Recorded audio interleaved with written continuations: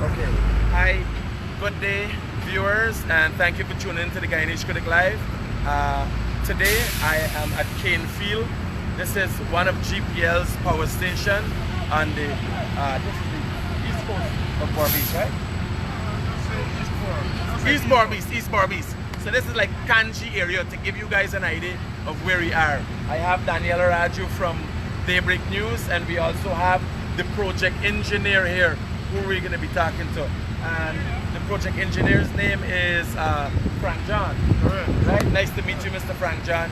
And the reason why the critic is on the ground here is because of the fact there's some major upgrades to the network that is happening here at this time. Obviously, it looked like a major expensive operation, also costly operation. But people want to know why they're getting blackouts. If it is as a result of some shortcoming, but in this case, it is not. Right? So we're gonna ask Mr. John to just give us a bit of an explanation as to what's going on here, why the electricity supply has been disrupted, and then we're gonna go on, you know, to a little details to get a better understanding for you, the viewer, to understand what this operation is about. Yes, Mr. Frank, thanks again. Just give me a bit of an idea of what's going on here today in Capture and who is affected. Okay, how do I begin? What we're doing here is called a substation upgrade. We're doing automation to the substation, in which we can control it from the operator's desk, and also we can control it from far, like as a fire. Automation. Automation. So we're talking about modernizing. Basically, Correct. you could be from in a room and just pressing buttons and things Correct. working. Normally, Correct. in the past, your guy just come with a pole and he would take off a switch and these kind of things. Right, so in right. this case, we're going fully computerized. Correct. Beautiful, Correct. interesting.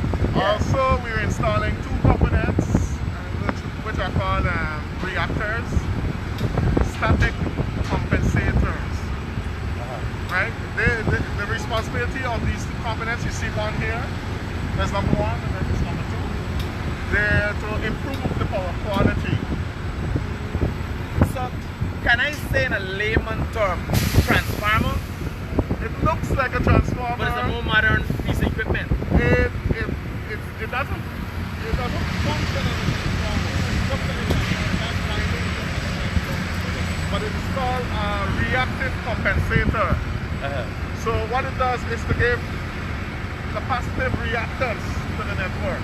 It's a technical term. It's to improve the power quality. So this fluctuation where we get charged, outside fluctuation, people calculate, my thing will blow up and so. With this piece of equipment, that's not going to be happening in this area. No, I can't say that. Yeah. I can't say that. Fluctuations come because of different causes. Okay. You have different things that may cause fluctuation in your voltage. It could be a flat connection. It could be as simple as a flat connection. Okay. Right? And what we're talking about here is, for example, we want to see, at this end, we want to see a transmission voltage of 69,000 volts. Right now we're seeing something like 64.5 kV, something like that. So with this piece of equipment, it's going to help us to have an improvement in terms of the transmission voltage and also the quality of the power that, you know, that we will give to our customers. All of this improves service that GPL is supplying to the end user and the customer. Correct. Correct. Beautiful. Beautiful. You got any questions, Daniela? No, I actually don't have any questions, but I think I saw on the poster that this area here is going to be experiencing a blackout from 9 o'clock to 10 o'clock in the morning and from 5, I think, to 6 o'clock. You're talking about today? Yes. Yeah, what happened? We are operating, CANEFIELD right now is operating on its own, what we call island mode. Right? In other words, power is not coming from Georgetown, where we would distribute to BERBICE. So CANEFIELD is on its own. So we have to supply New Amsterdam and also East Quarantine from CANEFIELD. So what we had to do is to improve our generation with additional caterpillars. Okay. So that is to help mitigate our outage span. in general? Yeah, so right now it shouldn't be all of New Amsterdam and all of Quarantine, all of Kanji, because we have generation. So the generation is taking care of those customers, albeit maybe not all of the customers. So we have generation to mitigate the impact of the outage. Mr. John, you got a lot of this is massive, and Ronald, I'm glad if you could just do a 360, so people are going to see the magnitude of what's going on here. You got people doing something with lines there. There's a lot of components here. Look very technical. I myself don't even understand what I'm looking at. This thing looks like something that Jeff Bezos or one of them guys would come up with. What is going on here? Like, Well, can you just give us a little synopsis, Mr. John? Yes, what's going on here? certainly. What we're looking at different components of the same project. Okay, to break it down for you, we have, for example, behind us, the guys are doing what we call a bus extension. So this bus is in front of us here is called the main bus, and they're extending it so that they can connect the number one reactive compensator. Right, so they have to do this extension first before they can connect this compensator. We have some other guys working on this circuit breaker here. They are finalizing some other connections from within the control room. We have to send the wires from the control room all through this cable dock.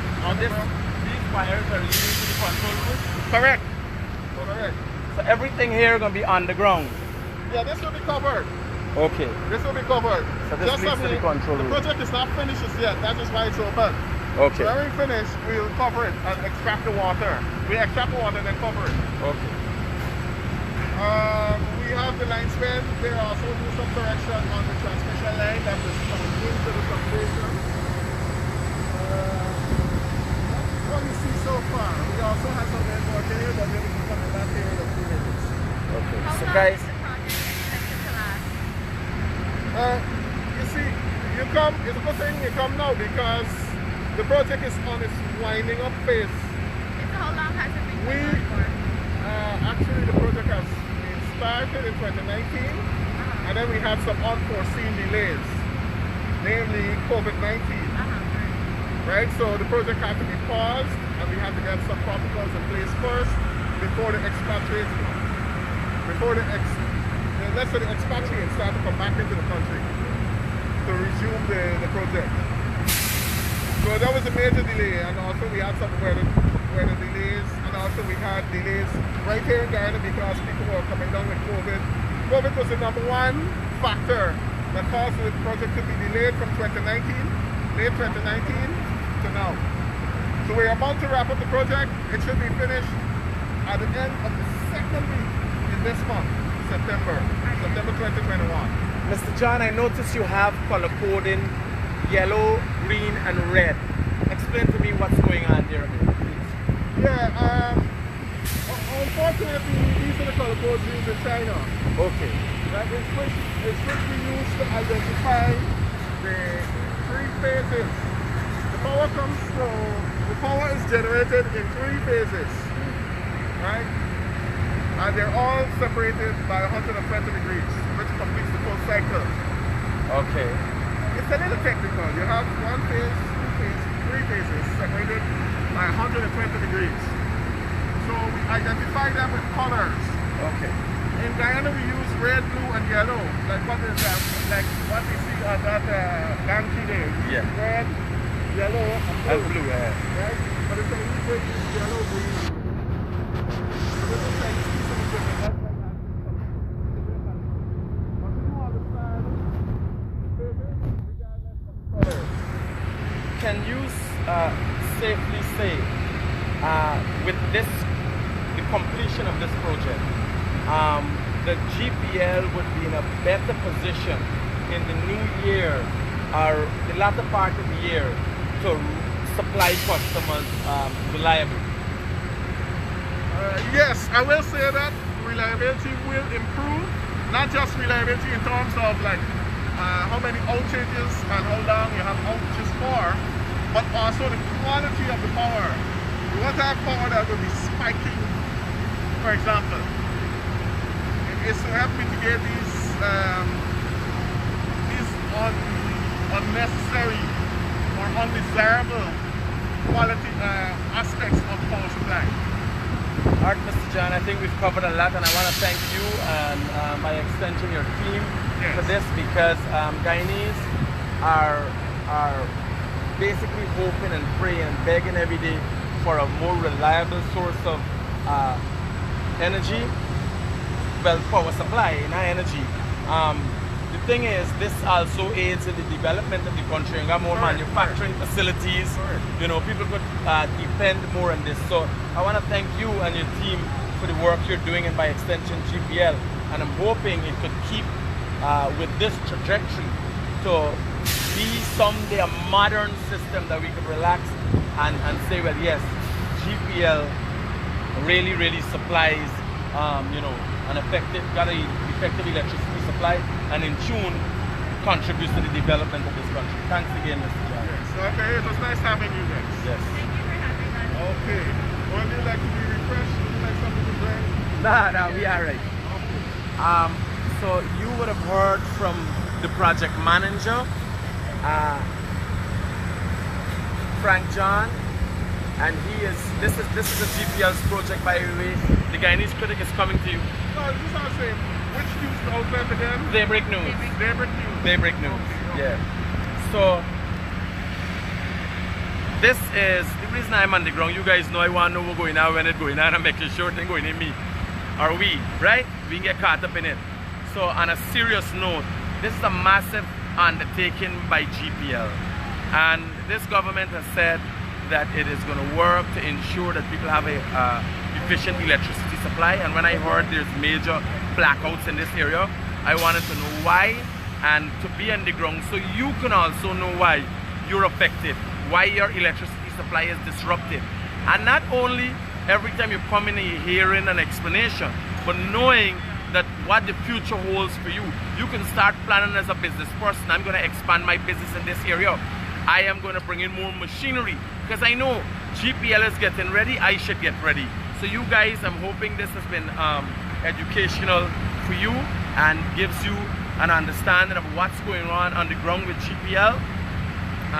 Daniela's going to have a story on Daybreak News. It's going to be a little more detailed as to what's going on here and what the future plans are for GPL in the CANEFIELD area.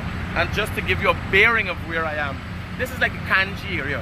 Just before the Kanji Bridge, just to my left, going back in the direction, is the Kanji Bridge. And this is coming in to Kanji, and this area is called CANEFIELD, where GPL put on a massive new power station just back that way.